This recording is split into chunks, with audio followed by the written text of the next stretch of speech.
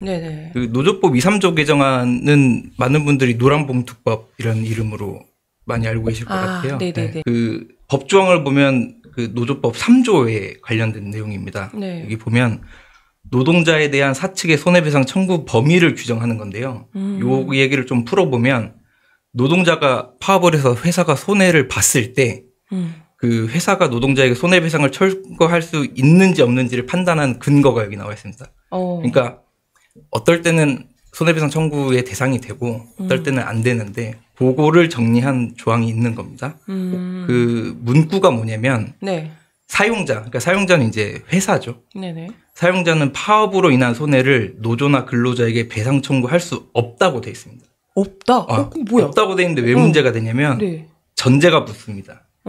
이 법에 의한 파업일 경우에만 배상 청구를 할 수 없다라고 돼 있어요. 그러니까 이 노조법에 규정된 파업일 때만 그 손해배상 청구를 하면 안 된다. 그러면 이 법에 의한 파업이 뭐냐, 그거를 봐야 되는데 그게 이제 노조법 2조에 관련이 돼 있어요.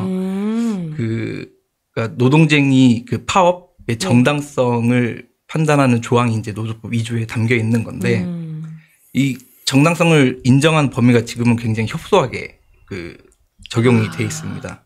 일단은 임금이나 근로시간을 이제 좀 개선해달라라고 하면서 파업을 하는 거는 그 목적으로 인정을 해줘요. 근데 문제는 네. 사측이 정리해고를 한다고 했을 때 거기에 반발해서 파업을 하면 그건 그 정당한 범위에 포함이 안 됩니다. 그 논리는 뭐냐면 구조조정을 위해서 이제 정리해고를 할 때 네. 그 결정은 회사의 그 경영 정권에 속하는 거기 때문에 노동자가 그거를 상대로 그 쟁의를 할 수 없다. 그러면 정리해고를 하면 일방적으로 당하고 그냥 잘려라 이런 얘기예요? 경영 정권이라는 그 개념에는 그런 것이 포함이 돼 있는 거죠. 뭐 딱 그렇다는 게 아니라 그렇게 판단할 수 있는 게 있는 거죠. 그렇게 그거 해석이 말고도 되는 그러니까 이 파업이 불법으로 규정이 되면 이제 손해배상 청구를 할 수 있게 되는 거죠. 그래서 대부분의 파업은 불법으로 규정이 됩니다. 그러니까요. 쌍용차 사태 때 그 정리해고 규모가 2,600명이었어요. 그러니까 그거를 추진하니까 이제 노조가 그 옥새 파업까지 이제 단행을 하게 된 건데, 네네. 그거는 그 정당한 범위 포함이 안 된다. 그래서 이제 그 손해배상 청구까지 47억을 했던 사안이었습니다. 기본적으로 법이 사용자한테 유리하게 돼 있는 거죠. 그죠? 그리고 최근에 다시 이제 노란봉투법이 많이 얘기가 됐었는데 그때 이제 대우조선 해양 네. 관련해서 얘기가 많이 있었죠. 지금 이제 하나오션이 됐는데 벌써 시간이 좀 됐습니다. 2022년이었고요. 그 하청업체 소속 유치한 노동자가 네네. 사진이 많이 나왔죠. 그 0.3평의 철장에 스스로 몸을 가둔 사진이 많이 나왔습니다. 요때도 대우조선이 470억의 손해배상을 준 470억? 네.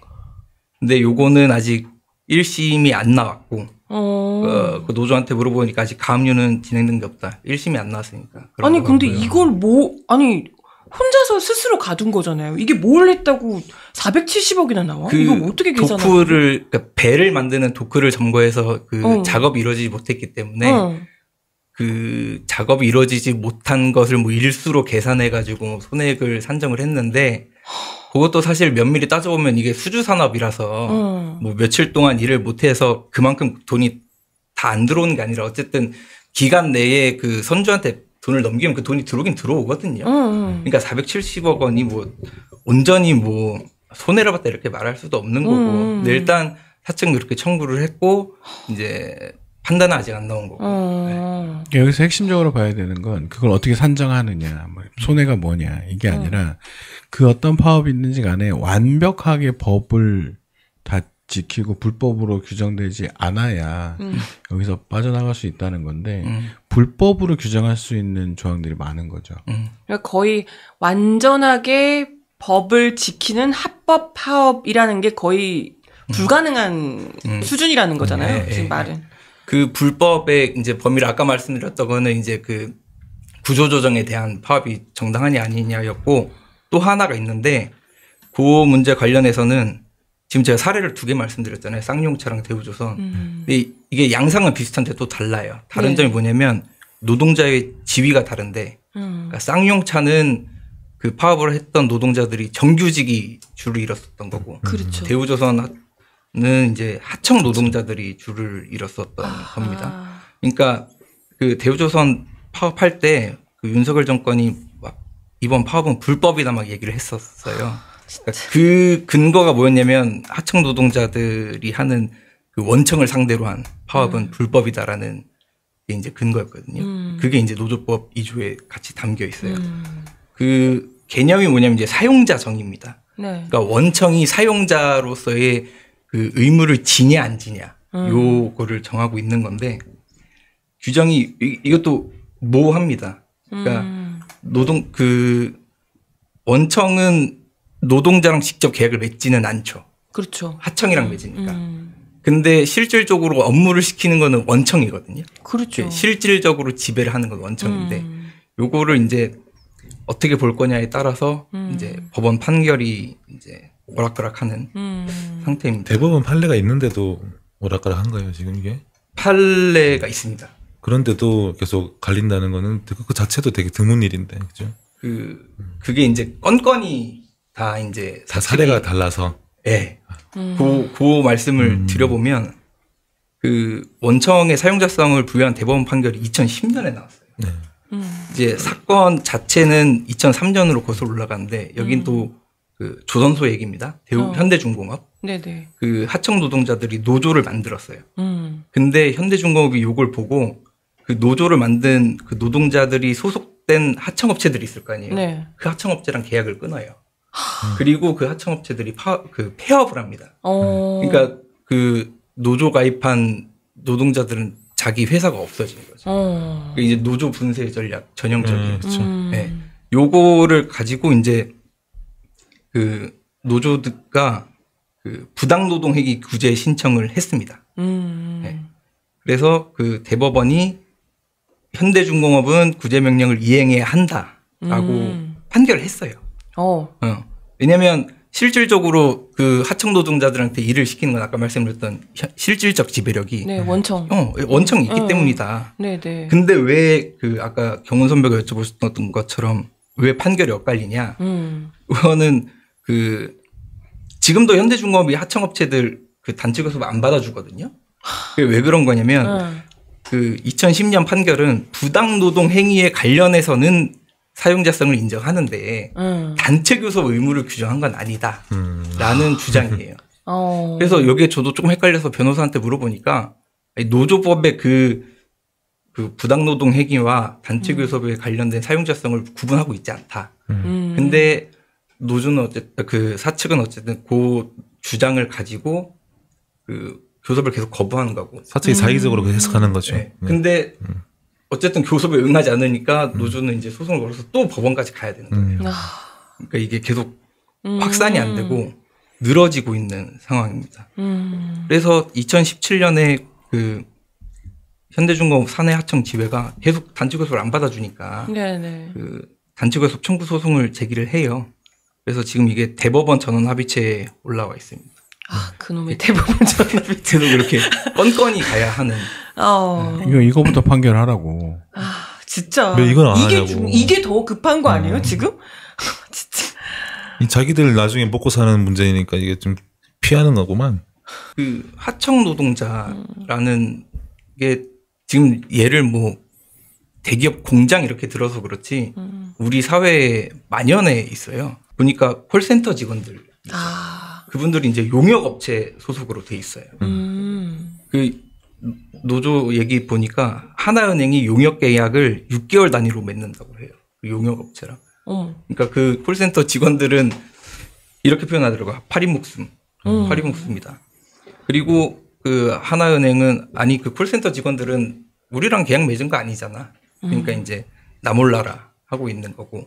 사실 실질적으로 용역업체가 하는 게 뭐냐 그러면 그냥 인사관리인데 노무관리하는 건데 따지자면 그냥 하나은행 인사과 같은 조직인 거죠. 근데 그거를 외부로 빼놓고 그 단체교섭 의무를 회피하고 있는 그런 상황이고 뭐 인터넷 설치기사 분들 맞아요. 뭐 그 얘기된 거는 LG 헬로비전 그분들도 그 하청업체 소속이라는 거예요. 그러니까 그분들도 이제 노동자로서의 지위를 얻고 있지 못하는 상황.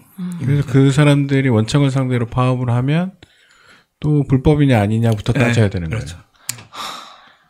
그러니까 불법이냐 아니냐를 따지고 있는 기간이 굉장히 길어요.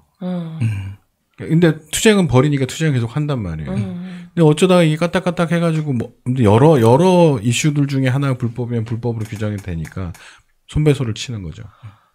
그러니까 2, 3조는 이렇게 연결이 돼 있어요. 그 문제는 정규직이었던 시절에 완전히 매여 있는 거예요. 그러니까 그거를 벗어난 여러 가지 고용 형태에 대해서 노동자들의 권리가 보장돼야 되는데 그 노조법이라는 게 그런 거잖아요.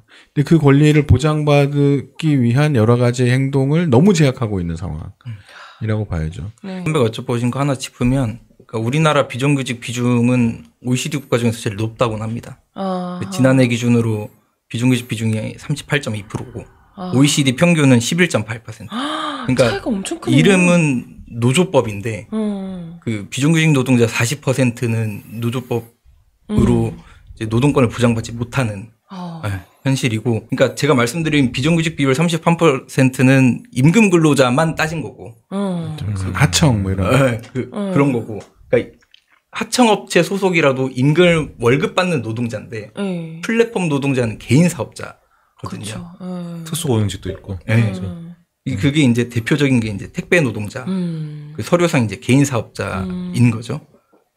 그러니까 이제 노조법상 노동자가 아닌 게 돼버리는 거고, 계약을 맺으면 이제 그 CJ 대한통운이랑 맺는 것도 아니에요. 그 대리점이라고 하는 일종의 하청업체랑 이제 계약을 맺는 거고, 근데 이것도 마찬가지로 업무 지시는 다 대한통운이 합니다. CJ가. 뭐 작업 시간, 출근 시간, 뭐 이거 해라, 반품 회수해라, 뭐 이런 거 작업 지시가 다 원청에서 오는 거고, 시스템도 이제 CJ가 구축한 시스템에 다 입력을 해야 되고 이런 상황입니다. 그러니까 그 택배 기사를 인정을 안 해버리면 이분들은 이제 단체 교섭권을 보장받을 수 없는 그런 상황입니다. 요것도 법원에서 지금 소송이 진행 중이에요. 이 CJ 대한통운 건 같은 경우에는 그 택배 노조가 먼저 중노위에다가, 그러니까 노동위원회에다가 이거를 구제 신청을 했어요. 중앙노동위원회가 이걸 받아들였어요. 근데 그 사측이 요거를 행정소송을 다시 건 겁니다. 그러니까 이게 지난해지는 거고, 1, 2심 판결은 이제 일단 노조 손을 들어줬는데, 이게 지금 지난해 3월에 대법원에 올라갔는데 아직도 판결이 안 나오고 있는. 또 대법원에. 이런 걸 빨리 하라고 이런 걸. 속 터져.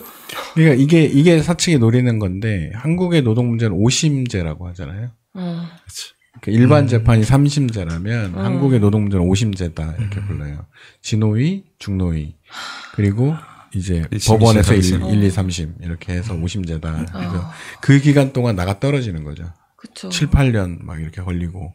그 비슷한 얘기긴 한데 배달 라이더, 그러니까 배달 기사분들도 똑같은 거고, 요거 준비하면서 저도 본 건데, 그러니까 배달의 민족 있잖아요. 네네네. 그러니까 배달의 민족을 운영하는 게 이제 우아한 형제들인데, 우아한 형제들 밑에 자회사라고 우아한 청년들이 있더라고요.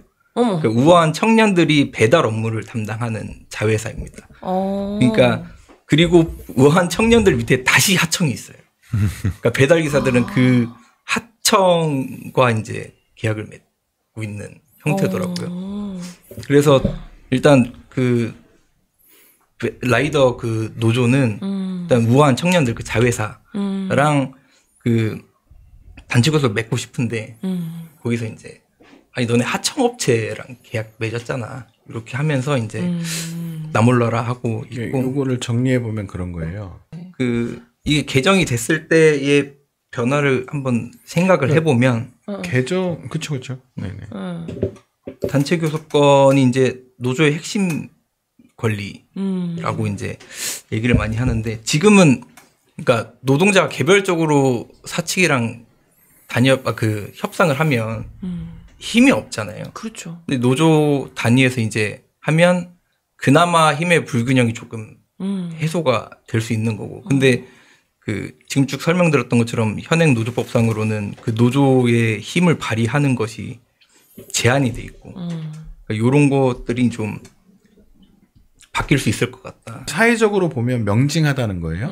이 사람은 분명히 일을 해서 노동자고 이 사람은 분명히 일을 시키고 있으니까 사용자란 말이에요. 그래서 이거의 원청 여기에 형해다 이 중간에 복잡한 과정에 원래 처음 이 일을 시키고 있는 궁극적으로 이득을 취하고 있는 이 존재에게 교섭의 의무를 지우는 거예요. 사용자 범위 네. 명확하게 하는 거. 그러니까 노동자를 실질적으로 지배하는 위치에 있다면 사용자로 본다라고 이제 명시를 하는 거죠. 그 부분 깔끔해지는 거고. 네네. 그다음에 그 손해배상 청구 관련해서도 네. 그러니까 사측이 불법 행위를 저질렀으면 그거는 그 손해배상 청구 못하도록 하자. 그러니까 아까 말씀드렸던 그 실질적 지배력이 인정된 상태라면 하청 노동자가 그 원청에 교섭 요구했을 때 원청이 들어야 되는 거고 네네. 안 들으면 불법이 되는 거잖아요. 사측이. 그때 파업을 한 건 손해배상 청구 못한다. 법을 그냥 지켜라. 그런 거고 그 문제가 됐던 그 정리해고 관련된 네네네. 조건 그것도 이제 포함을 해서 재계는 학을 띠더라고요. 그렇겠네요. 네. 네. 근데 그 손해배상 청구에서의 대상도 줄여서 대상을 개인하게 하지 못하게 했어요. 그러니까